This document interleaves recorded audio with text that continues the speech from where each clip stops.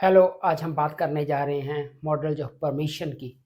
तो हम किसी से परमिशन मांगते हैं, किसी को परमिशन देते हैं, किसी को मना करते हैं कुछ करने से, मतलब डिनाई करते हैं परमिशन देने से, किसी पर से हम ऑब्लिगेशन को हटा देते हैं, मतलब कि उसे ऐसा करने की इजाज़त देते हैं, या हम पास्ट टाइम में या भूतकाल में ऐसी इजाज़त थी इसकी बात करते हैं। तो ये सारे सेंसेज परमिशन के सेंसेज हैं। Hello, I'm Shamshi. Welcome back to my channel Mako English. I'm here to help you master the English grammar. तो अब हम बात कर रहे हैं परमिशन की।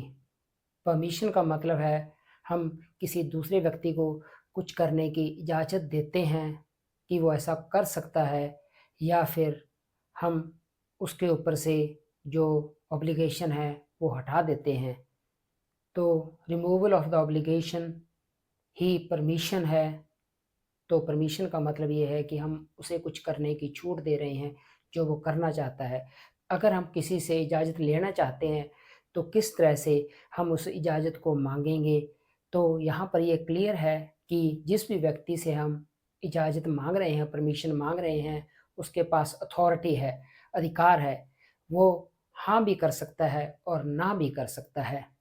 तो परमिशन हमेशा ही इनइक्वालिटी को बताता है, असमानता को बताता है। जो परमिशन मांग रहा है वो नीचा है, और जो परमिशन दे रहा है वो ऊंचा है। जैसे बेटा अपने पिता से परमिशन मांगता है, पिता पुत्र से परमिशन नहीं मांगता।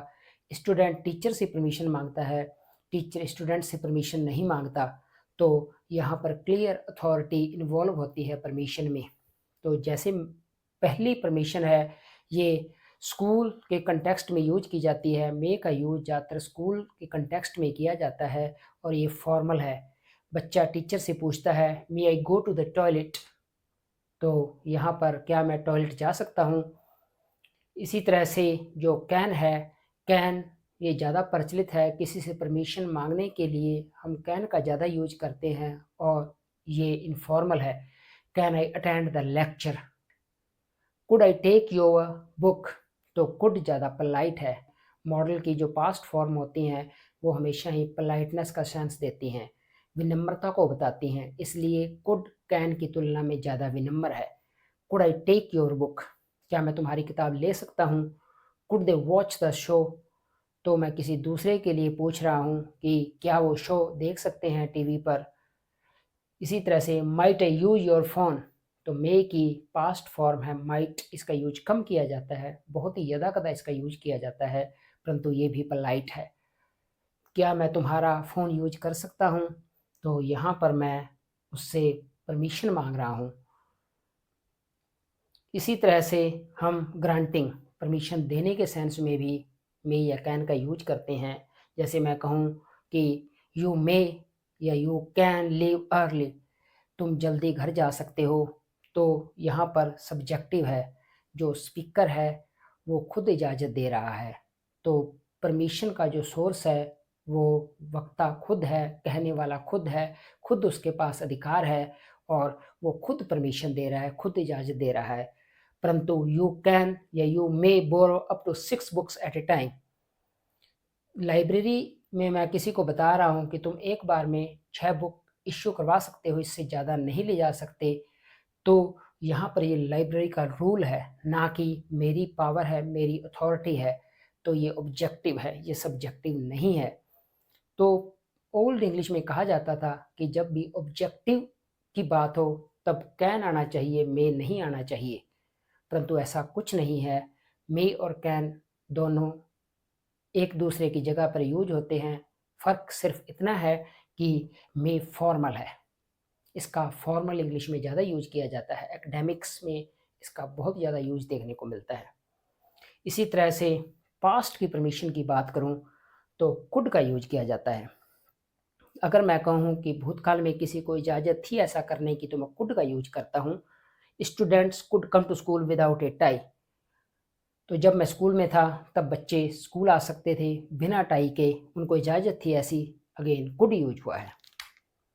तो कुड जो मेरा ग्रांटिंग परमिशन में, परमिशन देने के सेंस में जब यूज किया जाता है तो ये पास्ट टाइम की बात करता है, पास्ट परमिशन की बात करता है। Yesterday David didn't complete his work, he couldn't go out. Yesterday जो डेविड था उसने अपना काम नहीं किया, इसलिए उसे इजाज़त नहीं मिली बाहर जाने की। He couldn't go out, तो he wasn't permitted, उसको ऐसी इजाज़त नहीं मिली। तो अगेन मैं बता रहा हूँ कि कुड के द्वारा उसे या तो इजाज़त थी या नहीं थी। परंतु अगर मैं मे या कैन की बात करूँ, इसको नेगेटिव किया जाता है। अगर प्रेजेंट समय या फ्यूचर की बात कर रहा हूँ मैं परमिशन की, तो मैं कहता हूँ you may not, you can not bring your bag tomorrow. तो ये स्ट्रॉन्ग है, ये कह रहा है कि यू आर नॉट परमिटेड, तुम्हें इजाज़त नहीं है, तुम नहीं ला सकते bag. You are not permitted, क्योंकि नॉट परमिशन से बाहर है। या मैं ये कह सकता हूँ कि परमिशन नॉट के इंटरनल है, नॉट के अंदर है। इसका मतलब है कि परमिशन खुद नेगेटिव है, ऐसी इजाज़त नहीं थी।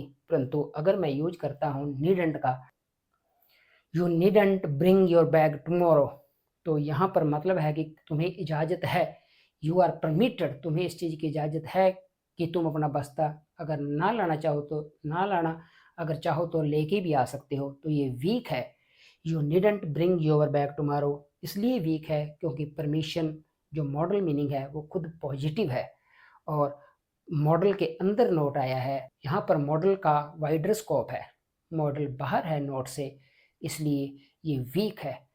तो यहाँ पर बता रहा हूँ इस चीज़ की इजाज़त है, तुम चाहो तो ऐसा कर सकते हो, तुम चाहो तो ऐसा ना करो, तुम्हें इस चीज़ की इजाज़त है क्योंकि परमिशन नोट से बाहर है, तो ये वीक है। इस तरह से हमने देखा कि किस तरह से परमिशन मांगी जाती है, किस तरह से हम परमिशन देते हैं, किस तरह से पास्ट की परमिशन दी जाती है, किस तरह से निगेशन अगर करते हैं परमिशन का तो उसका क्या इम्प्लीकेशन है, किस तरह से परमिशन को निगेट किया जाता है, नेगेटिव परमिशन के मीनिंग क्या हैं, ये सब सेंसेज हमने देखे। जैसा कि हमें पता है कि हैव टू या मस्ट दोनों ही ऑब्लिगेशन को बताते हैं, परंतु अगर ये नेगेटिव में आते हैं तो इनके मीनिंग में बहुत बड़ा फ़र्क है। Don't have to, don't need to या नीडंट ये ऑब्लिगेशन को हटाते हैं, परंतु मसंट ऑब्लिगेशन लगाता है, मनाही होती है उस काम को करने से। ये बहुत ज़्यादा स्ट्रॉन्ग है और यहाँ पर पूरी तरह से छूट होती है उस काम को करने से जब don't have to, don't need to का यूज किया जाता है या didn't have to, didn't need to का यूज किया जाता है। जैसे मैं कहूँ you don't need to, you don't have to, you needn't bring your bag tomorrow, तो कल तुम्हें अपना बैग लाने की ज़रूरत नहीं है, तुम चाहो तो ला सकते हो, चाहो तो मत लाना। They didn't need to, they didn't have to bring their bag yesterday, तो कल उनको अपना बैग लाने की आवश्यकता नहीं थी। चाहे तो वो ले आए, चाहे तो वो नहीं लेके आए, कोई फ़र्क नहीं पड़ता, परंतु ज़रूरी नहीं था उनके लिए ऐसा करना, तो ऐसी उनको छूट थी। परंतु अगर मैं मसंट का यूज करता हूँ, you must bring your bag tomorrow, तो यहाँ पर तुम्हारे पास बाध्यता है कि तुम अपना बैग नहीं ला सकते, तुम्हारे ऊपर किसी तरह की कार्रवाई की जा सकती है, तुम्हें स्कूल या प्रेमिसेस में एंटर होने से मना किया जा सकता है क्योंकि ऐसा करने की मनाही है। तो मसंट यहाँ पर अत्यंत स्ट्रॉन्ग है, परंतु don't need to, don't have to, need अपने आप में ये वीक हैं, ये छूट देते हैं, ये ऑब्लिगेशन को हटाते हैं। तो अब हम बात करते हैं permission in the past. Permission जो मेरी होती है पास्ट में, उसके लिए कुड का यूज किया जाता है। जैसे मैं कहूँ कि वी कुड लीव अर्ली, तो एक जर्नल परमिशन थी, तो हम जल्दी जा सकते थे। तो ये एक बार की सिंगल इवेंट नहीं है, ये एक जर्नल परमिशन है जो हमारे पास अवेलेबल थी। परंतु अगर मैं सिंगल इवेंट की बात करूं, एक दफ़ा की बात करूं, तो मैं इसका एग्जांपल ले सकता हूं, Henry didn't study at all the whole show, he couldn't go to play cricket. तो हेनरी ने जो था वो स्टडी नहीं की थी पूरे दिन, इसलिए उसको इजाज़त नहीं थी क्रिकेट खेलने की, तो वो नहीं जा सकता था क्रिकेट खेलने। ये सही है, यहाँ पर मैं डिनाई कर रहा हूँ परमिशन को कि वो ऐसा नहीं कर सकता, यहाँ पर मैं उसे परमिशन से मना कर रहा हूँ, परमिशन नहीं दे रहा, तो ये सही है कुडंट। परंतु पास्ट में सिंगल इवेंट की परमिशन के लिए हम कुड का यूज नहीं कर सकते। जैसे मैं कहूँ yesterday Jeff finish the project, कल जेफ ने प्रोजेक्ट फिनिश कर लिया। He could watch the show, इसलिए अब उसको परमिशन थी शो देखने की, अब वो शो देख सकता था। ऐसा पॉसिबल नहीं है। यहाँ पर कुड गलत है। कुड की जगह पर वॉज अलाउड टू या वॉज परमिटेड टू आएगा। ही वॉज अलाउड टू, उसे इजाज़त थी, या ही वॉज परमिटेड टू, उसे इजाज़त थी। ये सही है, कुड नहीं आ सकता।